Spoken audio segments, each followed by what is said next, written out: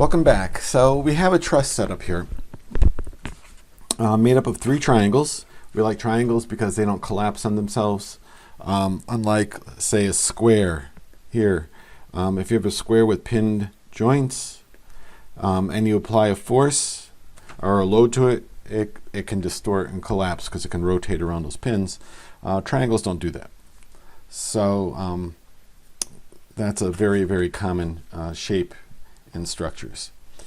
So in this diagram, the black represents the members of the truss. The red represent the forces that are being applied to it. We have a pinned support and we have a roller support. And we have the green being the dimensions in feet. All right, so as we said in the last section, our first task is to draw a free body diagram. So first, draw a free body diagram of the entire structure. Okay, so I'm not going to include the internal members. I'm going to draw up here, and I'm going to draw here, and like this, and like that. Okay, so that's the outside structure of that. I'm going to apply the forces. There's a 2,000 here, 2,000 pound here, and smack in the middle there's a 1,000. Okay, now the reaction forces. So we have a pin support, which means at C we're going to have a Y and an X component. And at E, we have a roller, so that's going to only have, you can put Y on it, but that's all that E is going to have. Okay, so we start our force analysis, and some of the forces have to equal 0. So let's start with the X direction. Some of the forces in the X direction have to equal 0. Well, there's only one force in the X direction. So Cx must equal 0. The sum of the forces in the X direction is just Cx. That's all we've got. So we know that this is 0. Nice. Okay.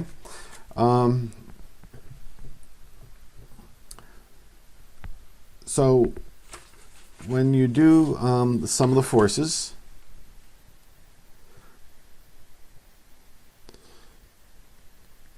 and sum of the moments, like we've done in the past, you pick a, remember, if you do sum of the forces, you're going to have your down forces equal your up forces. So 2,000 plus 1,000 equals Cy plus E. As written, we don't know if those are going to be correct. You have 2 unknowns. So then you're going to do sum of the moments about, you can choose about either C or E. You want to choose one of those 2 points, because if you choose C, you're going to eliminate C because it doesn't have a moment arm. So that'll give you E, and then you can plug that back in up here and find Cy, or you can take the moments about E, find Cy, either way. All right, so I'm not going to go through that because we've done this. It'll be good practice for you to try it out. So you end up with a Cy equals minus 7,000 pounds, which means the minus means my sign direction was wrong. And E is 10,000 pounds.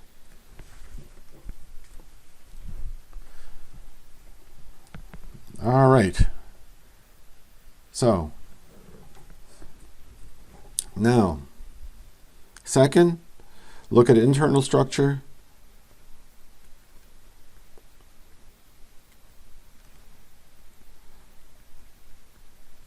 By the method of joints.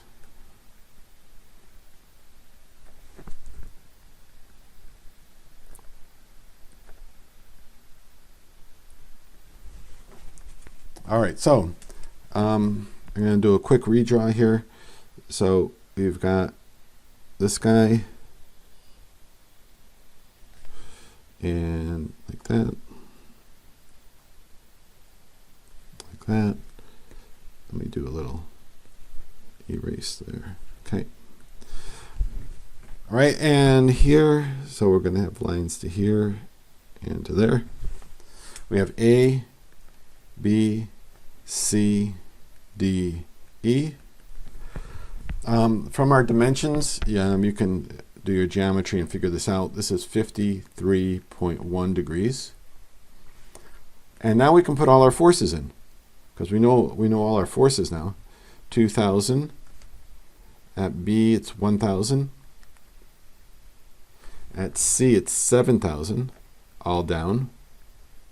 And upward at E is 10,000. Okay, so here I changed the direction of CY on the diagram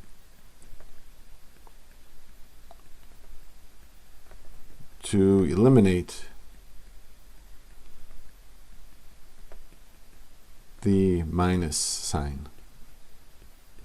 Okay, so up here I had CY as positive up, or I had CY as going up, but when I did my analysis I found out it was actually acting downward. So I just show it acting downward in my diagram here and give it a value of 7,000. Same thing. Okay, now you can start with the method of joints anywhere, but as you learn to analyze these, some choices make the analysis easier than others. So let's look at these joints. So if we look at joint, start with A. You have two unknowns, because there's two members coming into that, and one known force. Okay, in D, going down to D, you have three unknowns. You have three members coming into that, and you don't know any of them. 0 known. If we go over to B, we have 4 unknown and 1 known. And at C, we have 2 unknown and 1 known. All right, so I'm going to start at A just because it's definitely better than D or B, fewer unknowns. So we're going to look at A. So F, B, D of A. So here's point A. So we have, let's look at our forces. We have 2,000 pounds coming down. We have AB.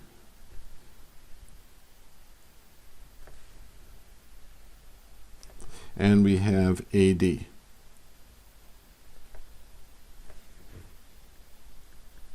Now I chose these directions because we know the 2,000 force is acting downward. So AD is the only one of these two forces that has an upward component. So AD has to be pointing this way, all right, to counteract the 2,000 down. That means that AB must be pointing this way, must be pointing opposite to the x component of AD, which is this way. Right? So that's how I got those directions. So let's take a look at this. So sum of the forces in the x equals 0. And sum of the forces in the y equals 0.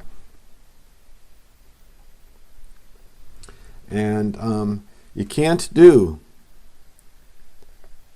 use sum of the moments because there's no moment reaction at A, the pin joint. All right, so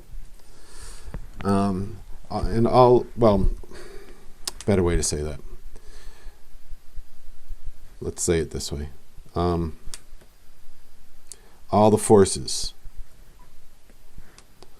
because all forces go through A.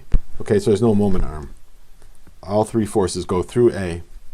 So that tool is not available to us. But if you use this will give you AD, right? If you take the y component of AD and set it equal to 2000. And then if you do some of the forces in the x direction, you know AD, and this will give you AB. Right? So when you do that, you end up with AB is 1500 and AD is 2500.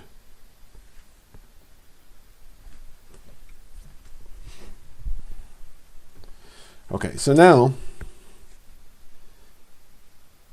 progress through the structure.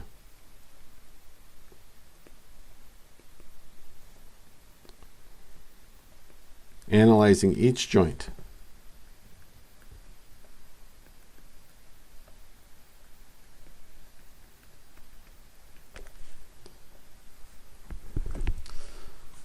All right, so one way you can do this to visualize this is you can make an exploded view. So let's take our point A here, point B, point C, D, or E is going to be about here, D is going to be about here, A, B, C, D, and E. Okay, now 2000 here, 1500 here, and 2500 here. Okay, now this force must be equal to this one. It's in the same member. Okay, or it's equal and opposite at the joint. These are forces at the joint. Okay, the force in a member is equal and opposite.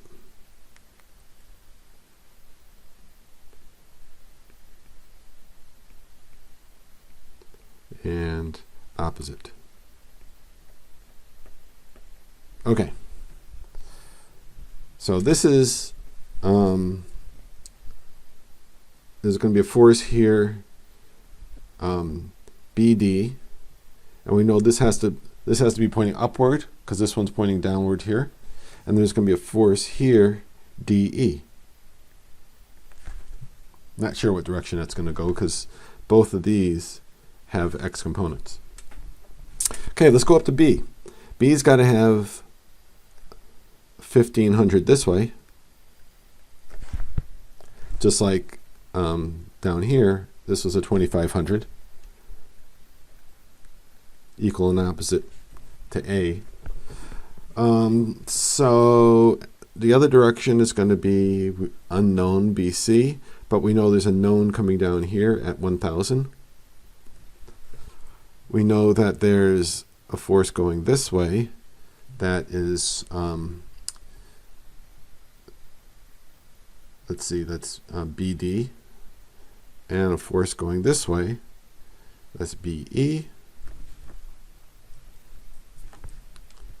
and E has a force going this way, and this way I'm not going to draw all the letters in, you get the idea, and we got a CE here and a BC here. Okay, so this is like an exploded view.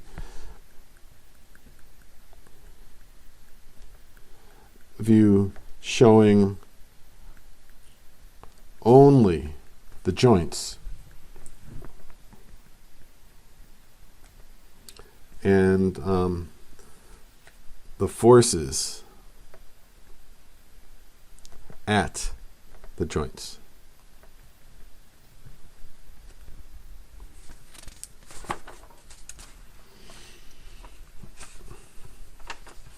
Okay.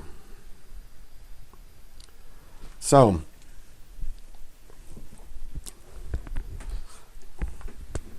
a couple of things. So BD, you can go through the analysis to be sure to verify. But the thing is, BD and AD are at the same angle. And those are the only two coming in here with a y component. They must have the same y component. So they must, since they're at the same angle, they've got to have the same magnitude. So BD has to equal AD has to equal 2500.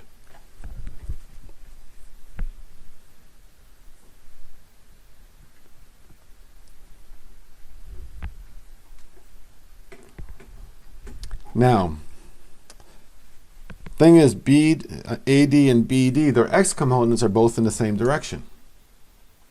So that means DE must be opposite them. DE is actually in the opposite direction from the way I drew it here, because it's got to counter the x components of AD. This is AD here, of AD and BD. So if you do that out, you end up with DE equaling 3,000. Okay, that's the sum of the x components, the two x components of BD and AD.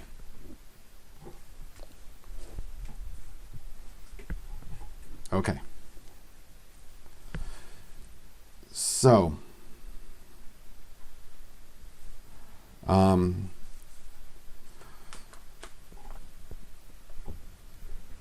let's draw this again and draw in what we've got.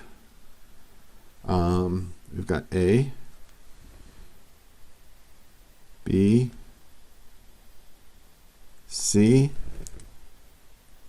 D, and E.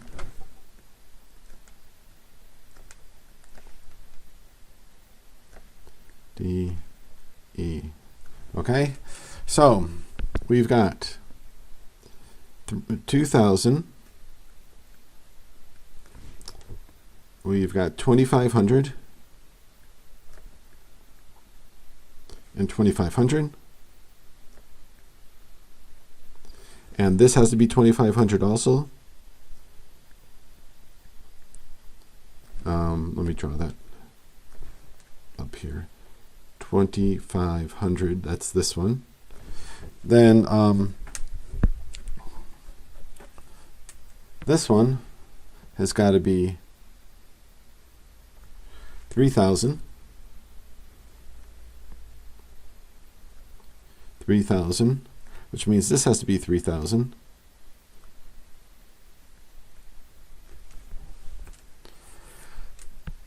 This has to be 2,500. This one we said was 1,500, which means this one has to be 1,500. And we have 1,000 acting down.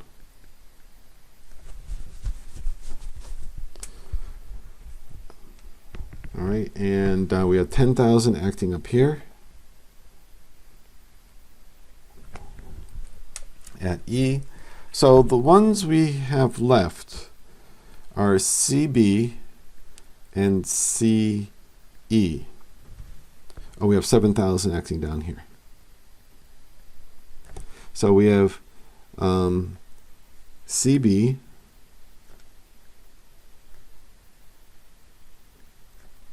this is CB, and CE.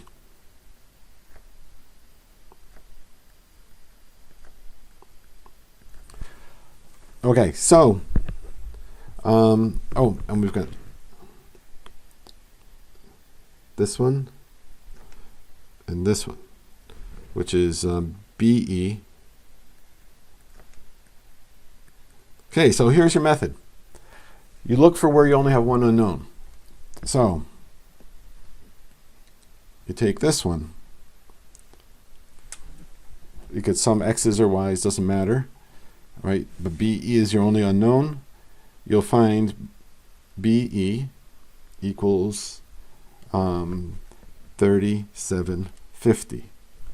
Now that you know BE, you go there to here. Okay. We know BE equals 3750, so we can find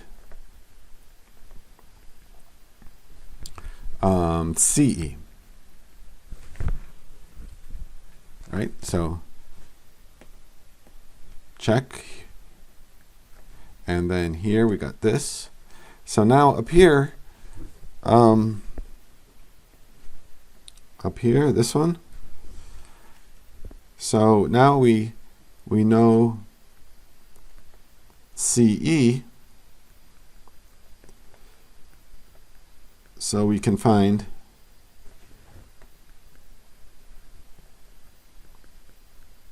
CB. Okay, and CB equals 5250, and I forgot to put CE over here. CE equals 8750. Okay, all right. I think that can take you through one of these pretty well, and do the work in between. It'll really help to shore up your ideas about our basic concepts. All right. See you next time around.